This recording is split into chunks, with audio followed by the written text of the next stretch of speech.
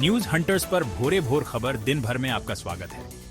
केंद्रीय प्रदूषण नियंत्रण बोर्ड की रिपोर्ट के अनुसार गंगा में शहरी क्षेत्र के 102 छोटे बड़े नालों का पानी गिराया जा रहा है। मनेर से मोकामा तक 507 नालों का पानी जा रहा गंगा में। बक्सर में 7 बड़े नालों से शहर का कचरा युक्त गंदा पानी सीधे गंगा में गिर रहा है। भागलपुर में गंगा में प्रतिदिन 3.79 लाख लीटर दूषित पानी गिर रहा है। सीवर का गंदा पानी हो या कारखानों का कचरा या फिर शवों को बहाना हो, गंगा हमारे लिए सबसे आसान स्रोत बन गई है इन सबको अपने में समाने के लिए। हद तो यह है कि अब मेडिकल वेस्ट भी इसमें बहाए जाने लगे हैं। बक्सर हो या वैशाली, पटना, भोजपुर, बेगूसराय या फिर भागलपुर, हर जगह गंगा को प्रदूषित करने में कोई कोर कसर नहीं छोड़ा जा रहा है। शिक्षा विभाग ने राज्य के सभी सरकारी स्कूलों में चेतना सत्र के दौरान लाउड स्पीकर का उपयोग को अनिवार्य कर दिया है। विभाग ने इसको लेकर शुक्रवार को जिला शिक्षा पदाधिकारी को दिशा निर्देश जारी किया है। विभाग ने कहा है कि स्कूल में लाउड स्पीकर के रहते हुए भी इसका उपयोग नहीं किया जा रहा है। निरीक्षण के दौरान यह बातें सामने आई हैं। प्राथमिक शिक्षा निदेशक पंकज कुमार ने पत्र में जिलों को लिखा है कि अभिभावक लाउड स्पीकर के जरिए स्कूलों के चेतना सत्र की गतिविधियां सुनेंगे। इससे वे स्कूल न आने वाले बच्चों को स्कूल भेजने के लिए प्रेरित करेंगे। इससे बच्चे स्कूल समय पर पहुंचेंगे, साथ ही आसपास के गांव वाले स्कूलों में होने वाली गतिविधियों को जान सकेंगे। 3 वर्षों में सड़क दुर्घटना में 15% की बढ़ोतरी दर्ज की गई। बिहार में ब्लैक स्पॉट से अधिक दुर्घटनाएं अन्य क्षेत्रों में हो रही।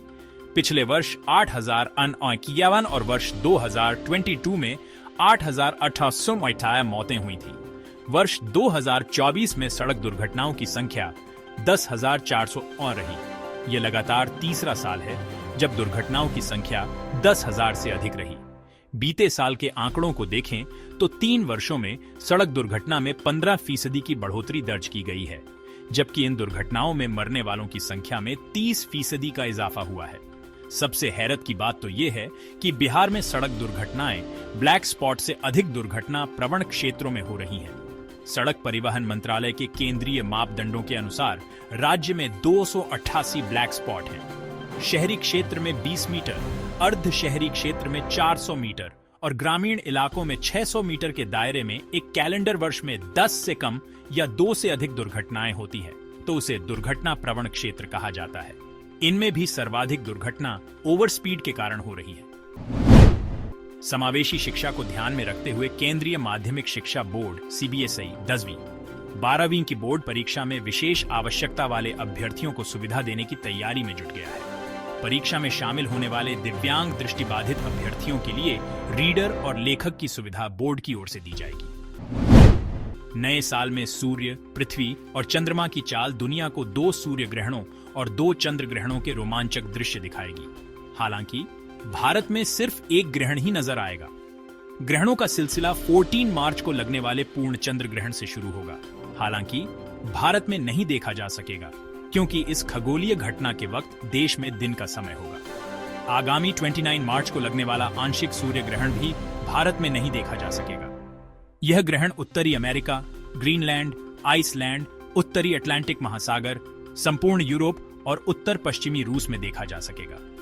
2025 का अंतिम ग्रहण आंशिक सूर्य ग्रहण के रूप में 21 और 22 सितंबर के बीच लगेगा और यह खगोलीय घटना भारत में देखी नहीं जा सकेगी। 2025 में 7 और 8 सितंबर के बीच लगने वाला पूर्ण चंद्र ग्रहण देश में देखा जा सकेगा। पूर्व प्रधानमंत्री मनमोहन सिंह की अंत्येष्टि निगम बोध घाट पर कराए जाने के फैसले को लेकर कांग्रेस ने शुक्रवार को केंद्र सरकार पर हमला बोला है। मुख्य विपक्षी पार्टी ने आरोप लगाया कि सरकार द्वारा अंत्येष्टि और स्मारक के लिए स्थान नहीं ढूंढ पाना पूर्व प्रधानमंत्री का अपमान है। इससे पहले दिन में कांग्रेस अध्यक्ष मल्लिकार्जुन खड़गे ने प्रधानमंत्री को पत्र लिखकर आग्रह किया था कि मनमोहन सिंह का अंतिम संस्कार वहीं किया जाए जहां उनका स्मारक बनाया जाना है।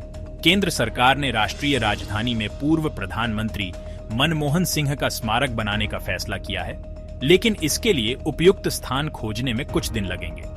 सूत्रों ने शुक्रवार को यह जानकारी दी। वहीं कांग्रेस पर राजनीति करने का आरोप भी लगाया।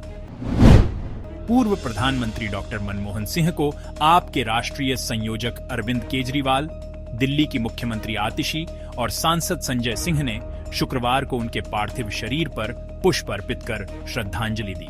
आम आदमी पार्टी ने डॉक्टर मनमोहन सिंह को भारत रत्न देने की भी मांग की है। मनमोहन सिंह के गांव के लोगों ने उनके निधन पर शोक सभा आयोजित की। मनमोहन सिंह, यह गांव अब पाकिस्तान के पंजाब में है। यहां मनमोहन सिंह का जन्म हुआ था। जिस स्कूल में मनमोहन सिंह पढ़े, स्कूल के शिक्षक अल्ताफ हुसैन ने बताया कि पूरा गांव शोक में है। हमें लगता है कि हमारे परिवार का कोई सदस्य आज गुजर गया है। गांव के लोगों ने इच्छा जताई कि उनके परिवार का सदस्य यहां घूमने आए। आशिक अली ने कहा, हम अभी भी उन दिनों की यादों से अभिभूत हैं जब गांव में हर कोई इस बात पर गर्व महसूस करता था कि हमारे गांव का एक लड़का भारत का प्रधानमंत्री बन गया है। गांव में सबसे प्रतिष्ठित स्थान शायद वह स्कूल है जहां मनमोहन सिंह ने अपनी प्रारंभिक शिक्षा प्राप्त की थी। आज का ये इकट्ठ डॉक्टर मनमोहन साहब की वफात के हवाले से है और ये तमाम लोग जिनका तल्लक मौजूदा से है, इनको रात तकरीबन 10 बजे ज़्यादा लोगों को पता लग गया था कि डॉक्टर साहब की डेथ हो गई है। तो ये तमाम लोग सुबह से, ये घर चूँकि राजा मोहम्मद अली साहब का घर है और राजा मोहम्मद अली साहब क्लास फेलो थे, डॉक्टर मनमोहन साहब के इंतहाई करीबी थे। बाकी भी 10-12 दोस्त उनके क्लास फेलो थे और बहुत करीबी थे। तमाम दोस्तों की ख्वाहिश थी कि उनकी मौजूदगी में डॉक्टर साहब को बार बार दावत देते रहे कि वो यहाँ पे आएँ। अनलकीली वो नहीं आ सके, तो चाचा जी की ख्वाहिश थी कि अगर वो नहीं आ सके तो मैं वहाँ पे जाऊँ। तो लकीली उनकी किस्मत थी कि मुलाकात वहाँ पे हो गई। इन लोगों ने यहाँ पे खुशी भी देखी है। डॉक्टर साहब के खिलाफ जब अदम एतमाद की तारीख आई और नाकाम हुई तो इन लोगों ने जश्न मनाया। 2004 में खुश हुए और आज 2024 में ये तमाम लोग गमज़दा हैं। सुबह से इधर राय साहब के घर में आ रहे हैं और अब तमाम इकट्ठे होकर, इन तमाम की ख्वाहिश है कि अगर ये पॉसिबल होता तो उनकी आखिरी रसूमात में शिरकत करते, लेकिन हमने आपस में बात किया कि ये पॉसिबल नहीं है। दोनों मुल्कों के तलकात ऐसे हैं कि हम नहीं जा सकते। तो ये उनके अफसोस के लिए सारे इकट्ठे हुए हैं। बहुत अफसोस है लोगों को और ये दुआ गो हैं कि उनकी जो आखिरी जिंदगी है वो आसानी से गुजर जाए, इसलिए यहाँ इकट्ठे हुए हैं। आप तमाम दोस्तों का शुक्रिया कि आप यहाँ पे आए हैं और अपने गम को हल्का किया है। मैं आपको एक बात बताना चाहता हूँ कि अगर डॉक्टर साहब वज़ीर-ए-आज़म न होते तो ना ये हमारा रोड बलकसर से गाह तक डबल होता, ना हमारी बच्चियों के लिए हाई स्कूल होता, ना हमारे बच्चों के लिए होता, ना ये वेकेशनल ट्रेनिंग, ना ये सोलर 2004 में कंसेप्ट ही नहीं था। और आप यकीन कीजिए कि मैं एक बात से इतना मुतमिन हूँ कि एक गैर मुस्लिम होने के बावजूद वो बात के इतने पक्के और वादे के इतने सच्चे थे कि उन्होंने मुझे 2004 में अपने एक प्रिंसिपल सेक्रेटरी के हवाले से कहा था कि अगले 1 महीने में आप। प्रवर्तन निदेशालय ईडी ने अवैध बालू खनन एवं धन शोधन जांच PMAL मामले में पूर्व विधान पार्षद हुलास पांडेय के 3 अलग अलग ठिकानों पर छापेमारी की। शुक्रवार को ईडी की टीम सुबह 6 बजे ही हुलास पांडेय के पटना स्थित 2 और बेंगलुरु स्थित 1 ठिकाने पर एक साथ छापेमारी शुरू की। हुलास लोजपा रा प्रमुख चिराग पासवान के करीबी माने जाते हैं। ईडी की टीम ने दानापुर के गोला रोड स्थित एक्सप्रेशन एक्सोटिका के ब्लॉक ए के फ्लैट नंबर 407 की तलाशी ली। जानकारी के अनुसार ईडी की टीम को यहां से बड़ी संख्या में डिजिटल साक्ष्य, बैंक पासबुक, जमीन के कागजात एवं नकदी मिली है। टीम ने वहां मौजूद लोगों से पूछताछ भी की। ईडी की एक अन्य टीम ने बोरिंग रोड स्थित कार्यालय पर भी छापेमारी कर दिन भर जांच की। उधर बेंगलुरु स्थित एक फ्लैट की तलाशी ली गई, जहां इन दिनों हुलास पांडेय का परिवार रह रहा है।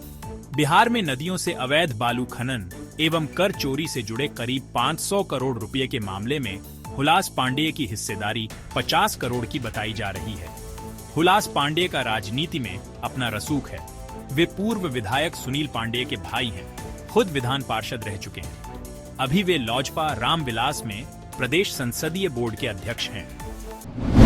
सूबे के स्कूलों से 6125 कमरे यानी वर्ग कक्ष 1 साल में कम हो गए। ये आंकड़े यूडाइस की समीक्षा से सामने आए हैं। अपर मुख्य सचिव एस सिद्धार्थ ने मामले की जांच का आदेश सभी डीओ को दिया है।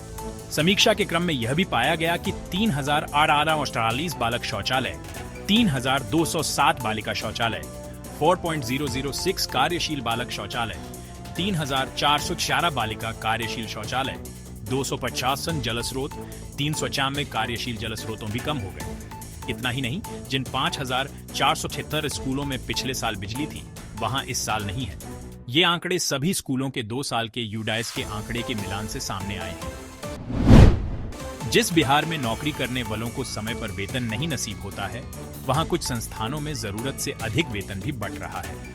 तिलका मांझी भागलपुर विश्वविद्यालय के जिम्मेदारों ने 35 माह में अपने 37 कर्मचारियों को वेतन मद में उनके लिए तय वेतन से अधिक 285,09,000 रुपये बांट डाला।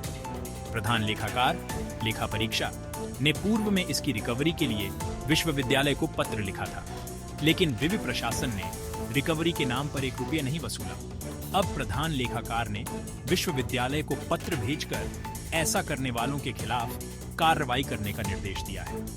महालेखाकार ने लिखा है कि अधिकारियों एवं कर्मचारियों से पब्लिक डिमांड रिकवरी एक्ट के तहत वसूली की जानी चाहिए।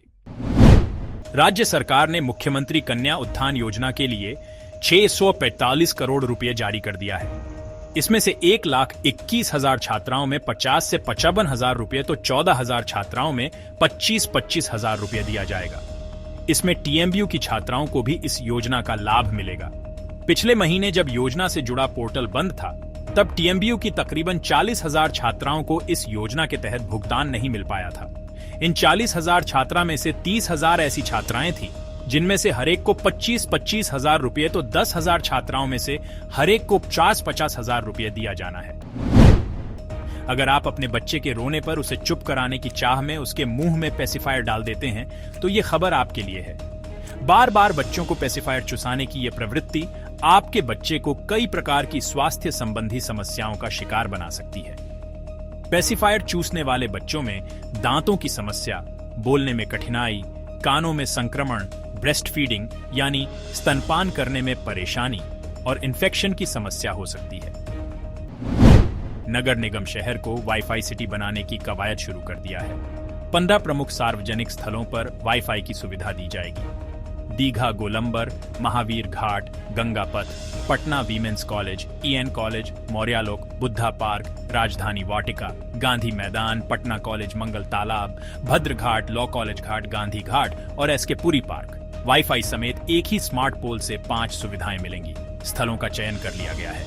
जनवरी के अंत से चिह्नित स्थलों पर पोल लगा दिए जाएंगे।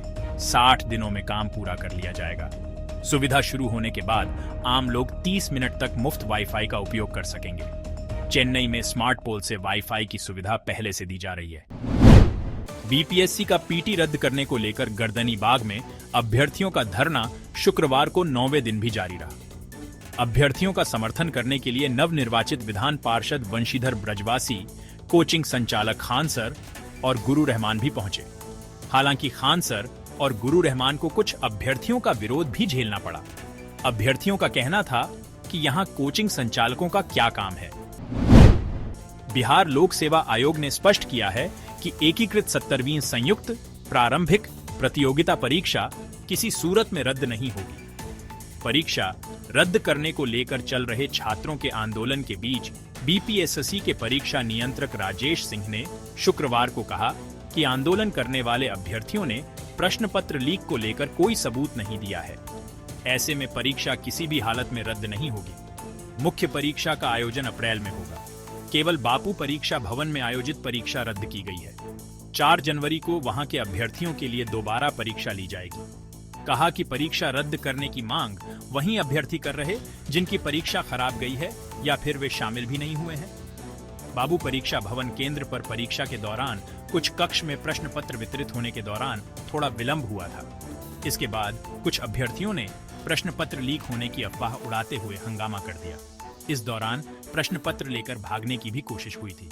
इसके बाद से अभ्यर्थियों का समूह गर्दनीबाग में परीक्षा को रद्द करने की मांग को लेकर धरने पर बैठे हैं।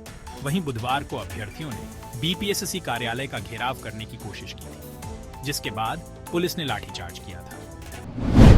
एन सिन्हा सामाजिक अध्ययन संस्थान में आयोजित राष्ट्रीय सेमिनार के पूर्व प्रधानमंत्री डॉक्टर मनमोहन सिंह साक्षी थे। सेमिनार 20 नवंबर 1992 में आयोजित हुआ था।